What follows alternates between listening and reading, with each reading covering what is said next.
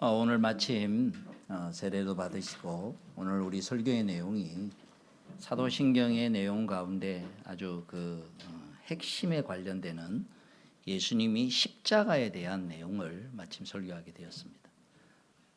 사도신경 설교를 우리가 쭉 진행하는 것은 신앙이란 내가 뭘 하나님께 만들어 드리는 게 아니고 하나님이 내게 해주신 것을 받아들이는 게 믿음입니다. 그러니까 받아들이는 것 중에서 제일 핵심되는 내용이 오늘 이제 예수님이 십자가에 달리셨다는데 예수님이 십자가에 달렸다는 게 도대체 뭐냐? 그게 나하고는 무슨 관계가 있는가 하는 어쩌면 기독교의 복음의 내용의 핵심이 오늘 우리가 같이 나누려고 합니다. 교회를 오래 다니신 분들도 오늘 밤 죽으면 천국 가겠냐? 딱 질문하면 딱 멈춰서거든요. 그 이유가 뭐냐면 내가 믿는 사람답게 살지 못했다는 그 마음에 깔려있는 그런 것들이 있단 말이거든요. 또 교회를 안 다니는 사람은 안 다니는 나름대로 그냥 평상시에는 잊고 살다가 죽음의 순간에 갑자기 큰 병에 딱 걸렸다든지 아니면 모든 게 다 차단이 돼서 나 혼자다라고 생각하는 순간이 있다든지 그러면 인생은 평상시에는 잘 모르지만 죽음이 가까이 왔다고 느껴질 때는 불안한 거죠. 두려운 거죠. 인생은 누구나 다.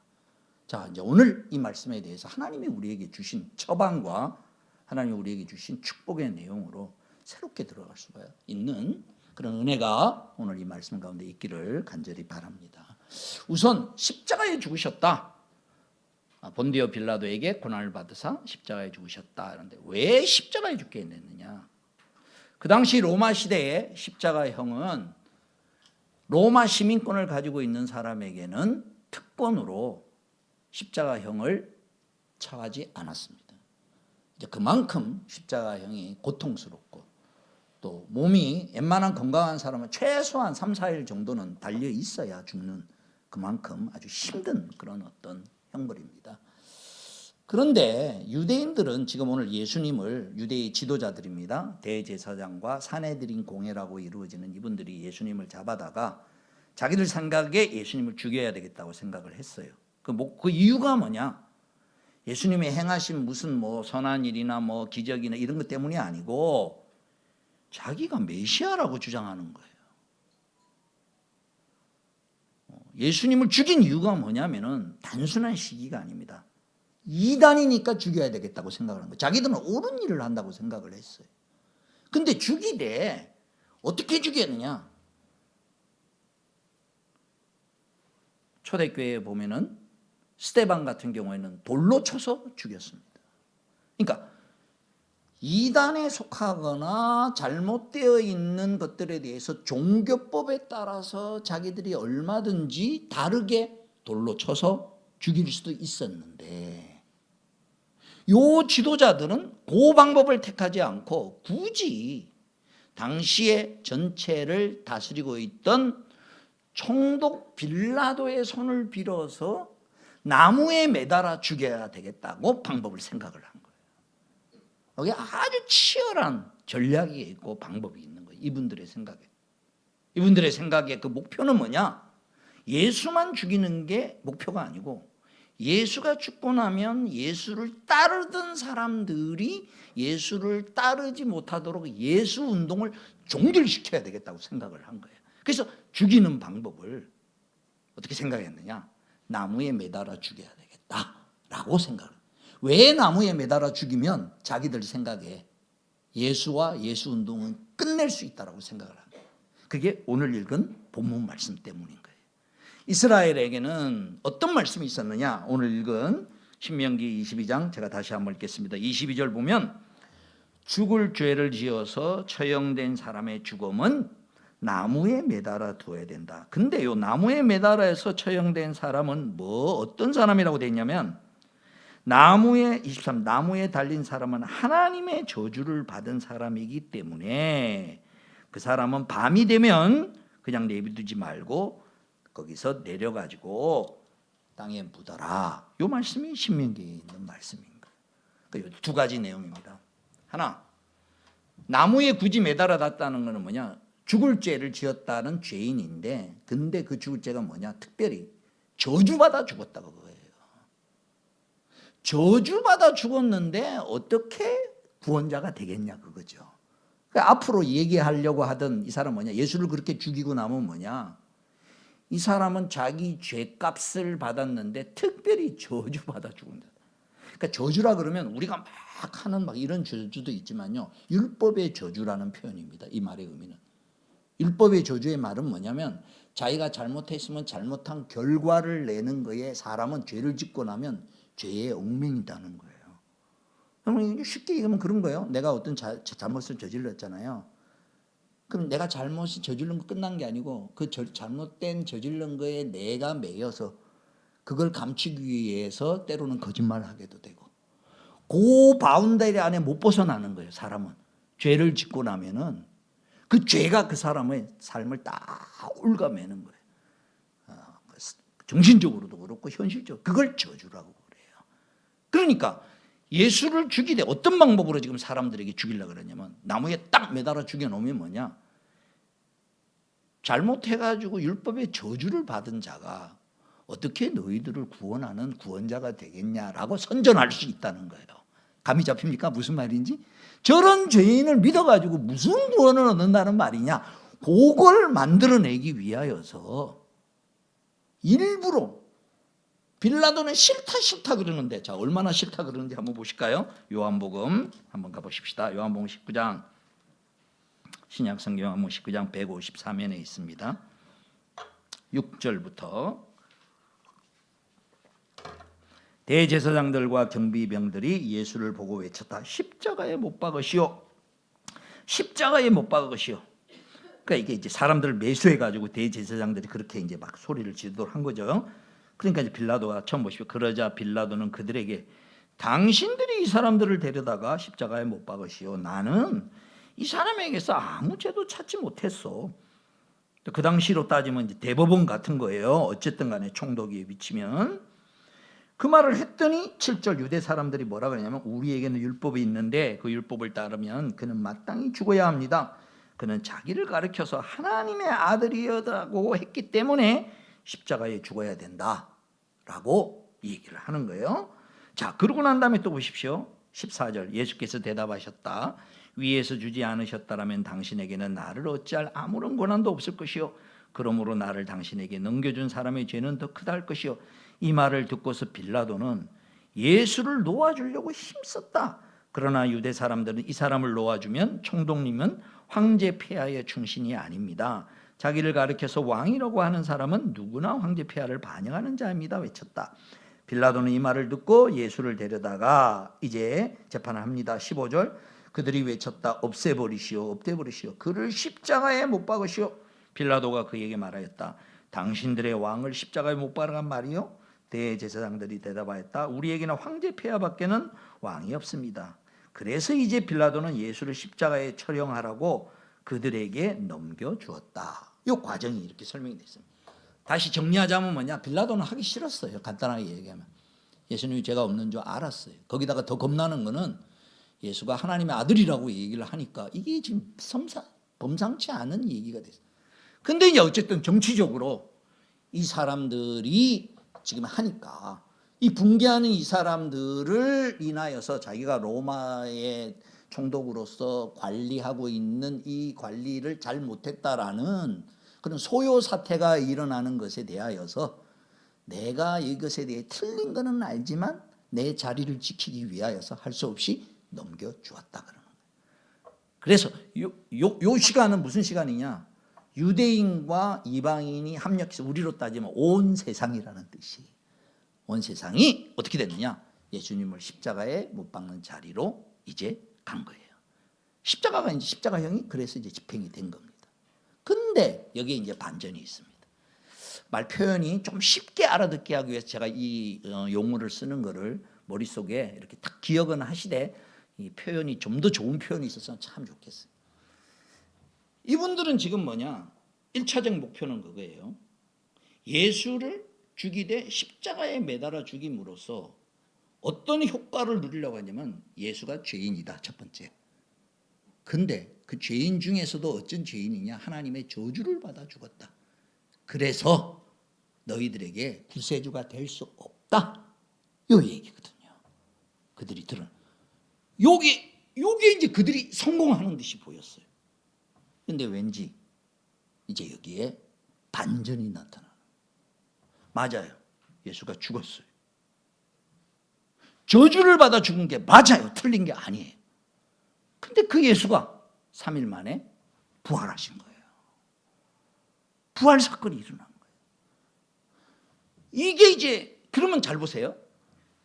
예수가 죽기는 죽었는데 예수님이 살아났다는 건 뭐냐면 당신 자신을 위해서는 죽을 이유가 없는 죽음을 죽었다는 증명인 거예요.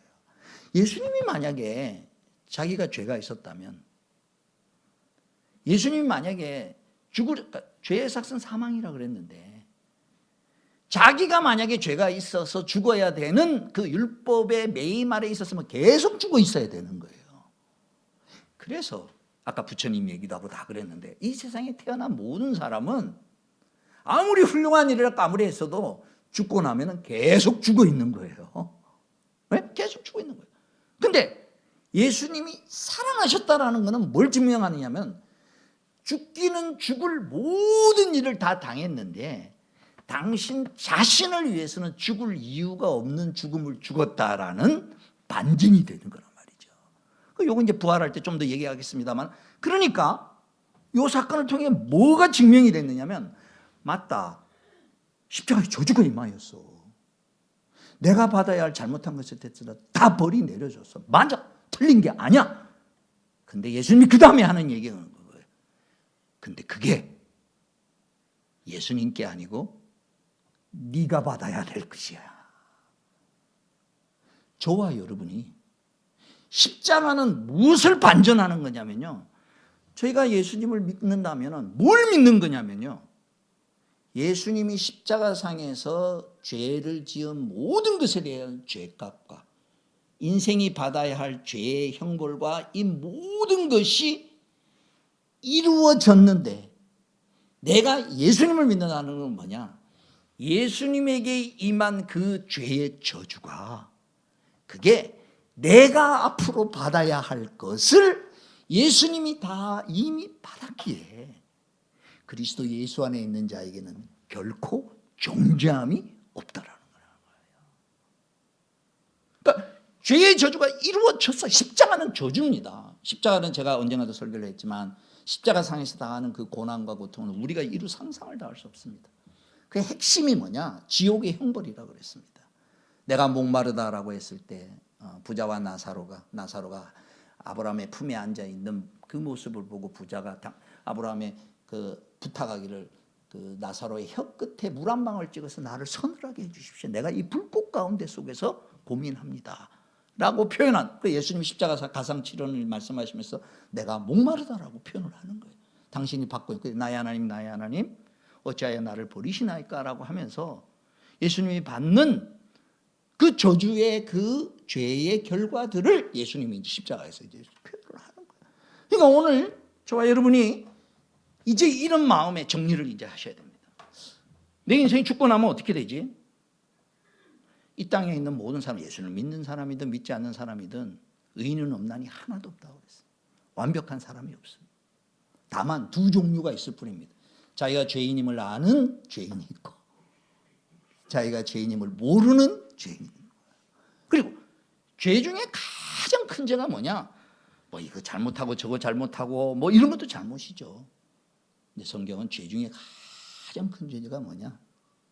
하나님이 지금도 온 세상을 다스리시고 사람이 살만한 환경을 주시고 심지어는 내 생명을 지금 내 생명을 이렇게 살 수 있도록 해서 오늘 밤이라도 이제 올라오라 그러면 우리 중에 내가 조금 이따 갈게요 할 사람 아무도 없어요.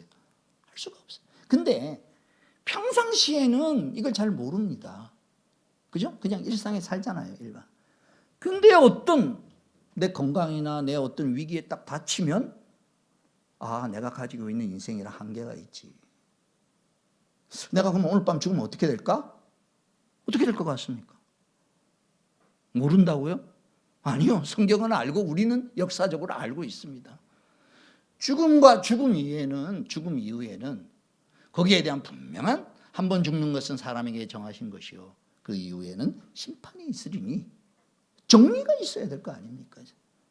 그 정리를 뭐라 그러느냐? 오늘 예수님 말하지만 그걸 십자가에서 예수님이 받으셨다는 거예요. 그러니까 오늘 내가 예수를 믿는 것을 성경은 이렇게 분명하게 선언합니다. 갈라디아서 3장 13절 그리스도께서 우리를 위하여 저주를 받은 사람이 되심으로써 우리를 율법의 저주에서 속량해 주셨습니다. 기록된 바 나무에 달린 자는 모두 저주를 받을 자이라 하였기 때문입니다. 로마서 8장 1절도 그러죠. 누구든지 그리스도 예수 안에 있는 자에게는 결코 정죄함이 없느니라. 왜냐? 생명의 법이 너희를 죄와 사망의 법에서 해방시켰다 그럽니다. 이제 저와 여러분은 라인을 이제 갈아탄 거예요. 예수님으로 인하여. 옛날에는 어떤 라인이 있었느냐? 옛날에 줄이 어디에 써 있었느냐? 처음 하나님이 사람을 만드셨을 때 만들었던 첫 번째 아담.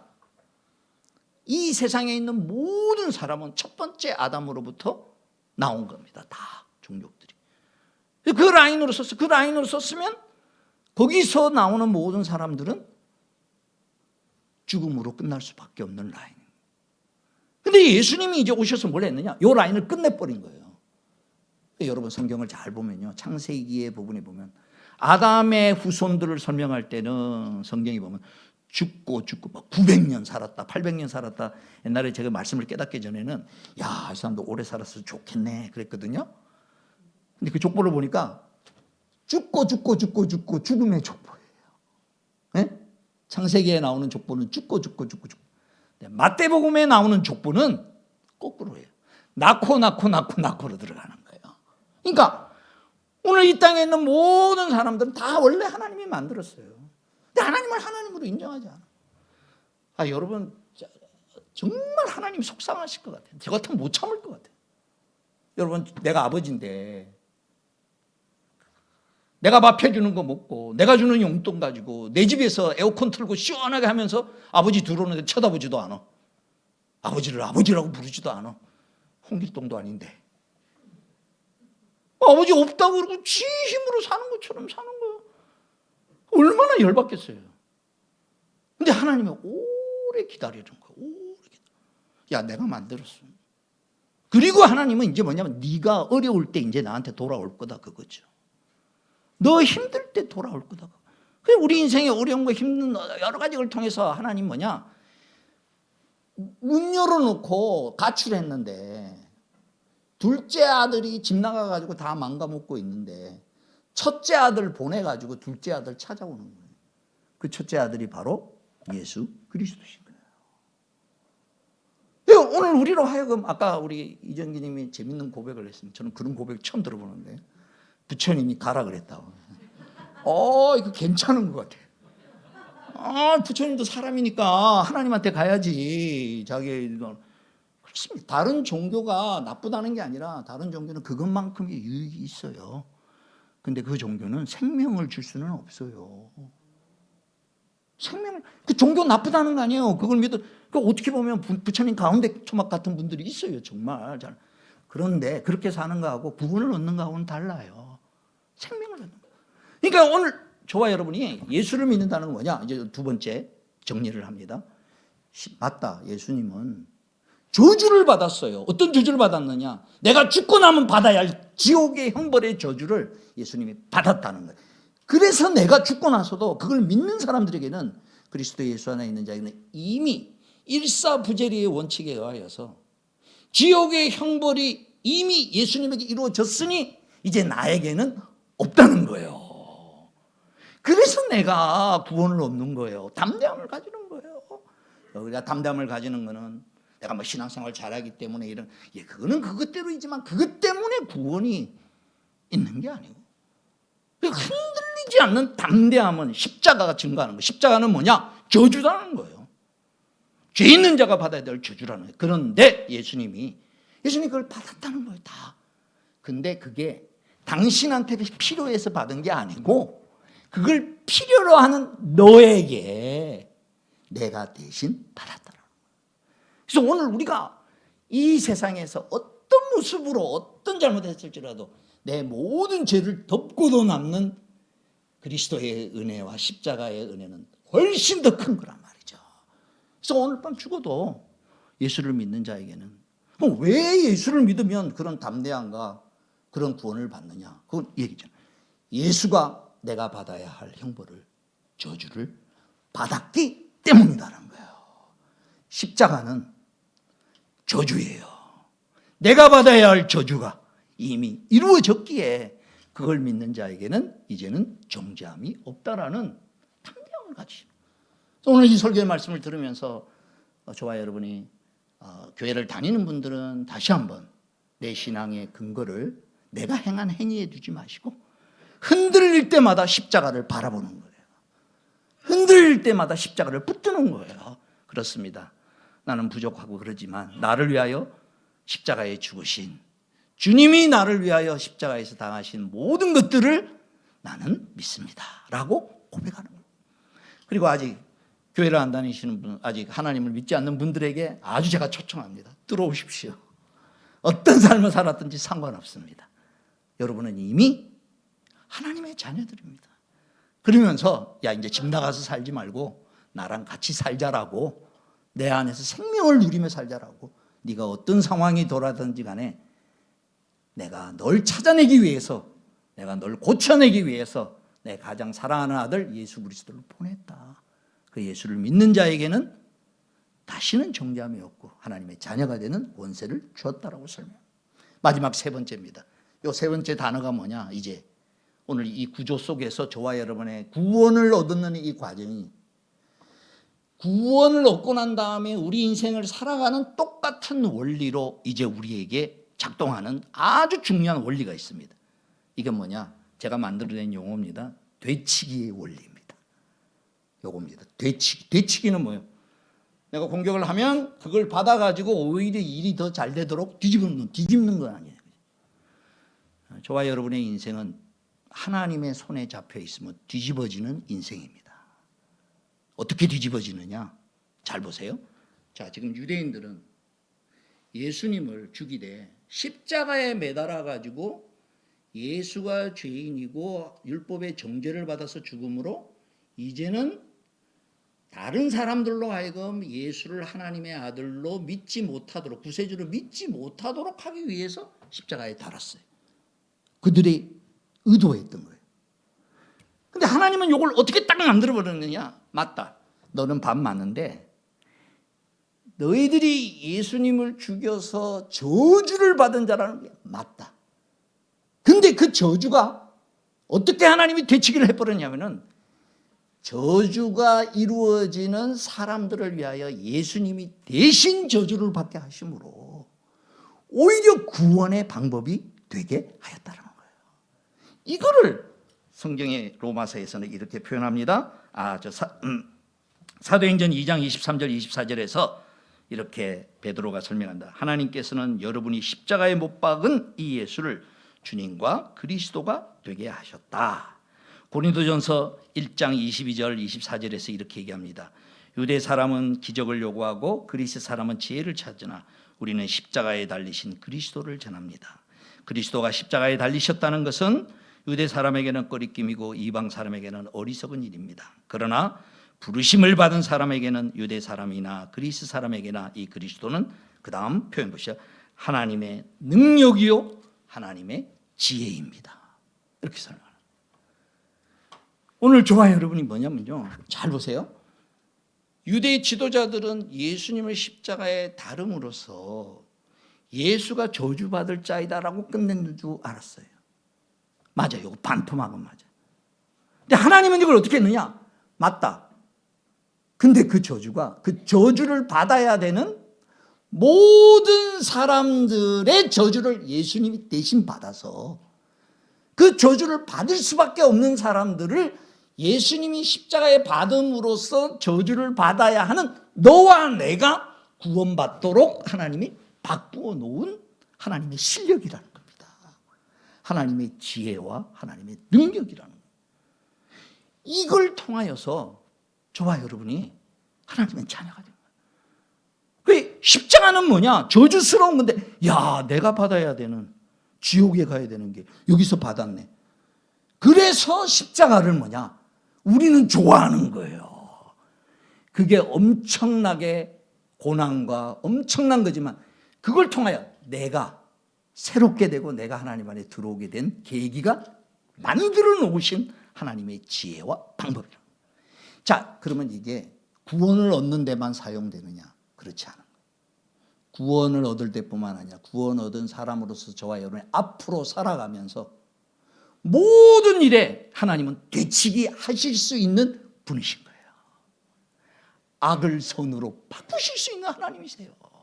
그래서 요셉에 보면은 형들이 요셉을 팔았지만 하나님은 그가 오히려 먼저 앞장서 가서 이스라엘 백성들이 이민으로 가는 통로가 되게 하고 그 위치로 세우시는 일로 사용합니다. 오늘 저와 여러분 담대하게 믿어야 되는 중요한 건 내가 구원을 얻는 과정에 있어서도 하나님은 되치기를 하셔서 구원을 얻게 했듯이 이제 지금 저와 여러분이 겪는 여러 가지 모든 게 있어요. 슬픈 일이 있을 수도 있고 힘든 일이 있을 수도 있고 장애로 태어난 것일 수도 있고 모든 게 있을 수 있어요. 물론 그 고통스럽습니다. 근데 우리는 믿어요. 하나님은 이걸 되치게 하시는 분이시다. 하나님의 지혜와 능력으로 내가 마땅히 서야 하는 자리에 반드시 세우시고야 말 그 하나님의 지혜와 능력을 우리는 오히려 믿는 겁니다. 그러기에 지금 오늘 이 시간 이 설교를 듣고 계시는 분들 중에 여러분 마음에 지금 힘들고 고통스러워 뭐든지 상관없습니다. 그걸 하나님 앞으로 가지고 나오는 겁니다.